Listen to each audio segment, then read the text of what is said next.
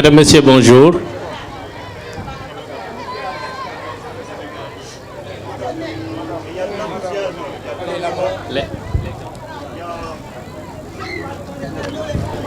les autorités qui sont impliquées. Madame, Monsieur, bonjour. Le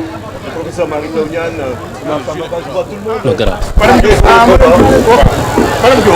waaw ginnaaw ba Sénégal en faisant ginnaaw ba son excellence monsieur le président de la république tàmbali liggéey bi nga xam ni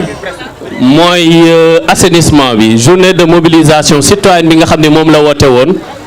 tey jii ñu tàmbali ko fii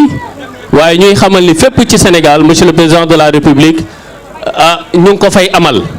loolu ci orientation yi nga joxe woon ci conseil des ministres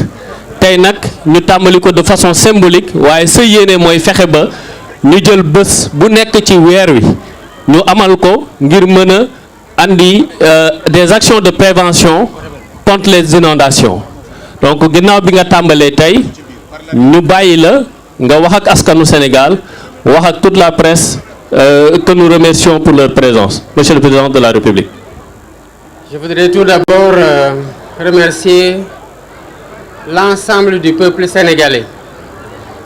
qui s'est massivement mobilisé pour nous rejoindre dans cette journée de Set Setal, qui est une journée d'investissement humain communautaire, allant dans le sens d'anticiper les inondations, parce que c'est dans le cadre des opérations pré-hivernales que cette journée-là se tient. En tout cas, l'ouverture de ce cycle que nous voulons long, tout au cours de notre mandat. Mais avant d'aller plus loin, je voudrais remercier les maîtres d'œuvre de cette journée, à savoir les ministres de l'Environnement et de la Transition écologique, les ministres maîtres d'œuvre en chef de l'assainissement et de l'hydraulique, et ses autres homologues qui, ensemble, ont travaillé pour la réussite de cette journée. La mobilisation que j'ai vue partout au Sénégal est exceptionnelle et rend compte chez le peuple sénégalais de leur adhésion à notre démarche de gouvernance basée sur la co-construction. On a appelé au Djubanti, au redressement. Cela veut dire que nous comptons le faire avec le peuple sénégalais qui reste notre unique allié. Nous avons décidé récemment de lancer des assises pour demander à travers même un vox populi au peuple de nous dire ce qu'il pense de ce qui les regarde. L'assainissement aussi doit être l'affaire de tous. L'hygiène et la propreté doivent être aussi l'affaire de tous. Nous devons l'intérioriser dans nos comportements au quotidien. Éviter de salir et quand nous constatons que c'est sale, de systématiquement penser à nettoyer. Il y va de notre santé, il y va de notre bien-être. Je voudrais aussi remercier les écoles et les responsables de ces écoles qui ont mobilisé massivement. Et le site où nous sommes est symbolique par rapport à l'état dans lequel il est déjà que nous devons montrer pour déterminer notre responsabilité collective dans l'entretien de ces sites-là qui sont quelque peu sensibles au regard de la trajectoire de l'eau et au regard des inondations et de leurs conséquences. Mais à travers ce symbole, nous appelons les Sénégalais partout où qu'ils soient, qu'ils comprennent que tout acte que nous posons dans la vie, quel qu'en soit le domaine, a forcément une répercussion sur le vivre ensemble. Et nous devons toujours nous poser la question de savoir quand nous posons ces actes-là, quand serait-il si tout le monde posait exactement le même acte? On verrait très rapidement la différence dans les conséquences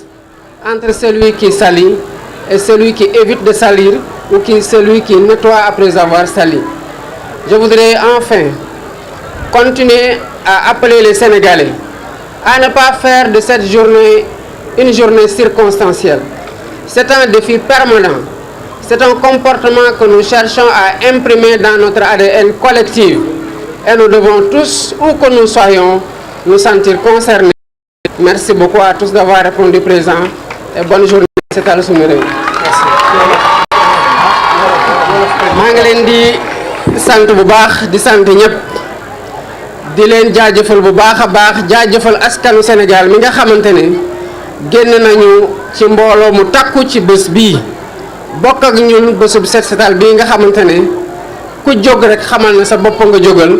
waaye ku jóg tamit xamal ne sa réew nga jógal amul lenn lu gën a noble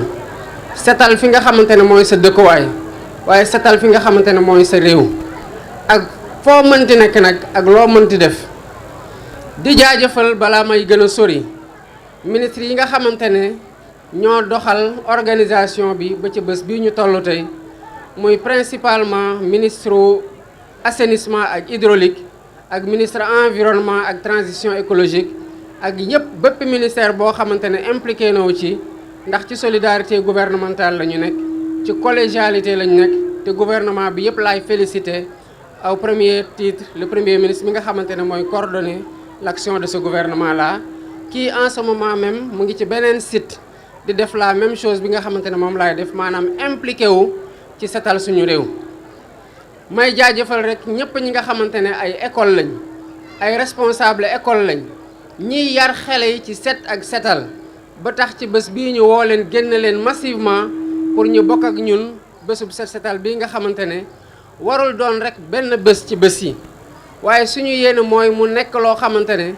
dañoo ko dugal ci suñu doxalin ak ci suñu jëfinu bés bu ne yéene gouvernement bi ak yéene président de la république bii ma doon mooy weer wu nekk ñu am bés bu mel nii ba ñëpp ñi nga xamante ne ay tuut tànk lañu bu ñu màggee xam de Sénégal weer bu nekk ñëpp dañuy jóg ci kër yi ci koñ yi ci communes yi ak fépp ci biir réew mi di setal parce que réew mi bu saltee ñun ñoo ko saltel bu setee ñun ñoo ko setal kon suñu responsabilité ñun ñëpp mooy bañ a saltel waaye suñu responsabilité ñun ñëpp mooy bu saltee ñu setal ba mu set ndax suñu wérgu yaram daf ci am loo xamante ne ci loolu lay tukkee ñu mën ko garantir suñu bopp lii nag défi bi mooy lan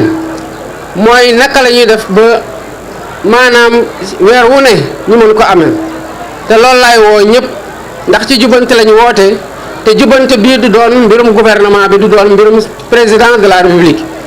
day tàmbale ci jubal ba du ñu soxlaa jubanti loo xamante ne jubal ba pare ci suñu comportement au quotidien waaye day tam am solo tamit ci bu ñu dee jubanti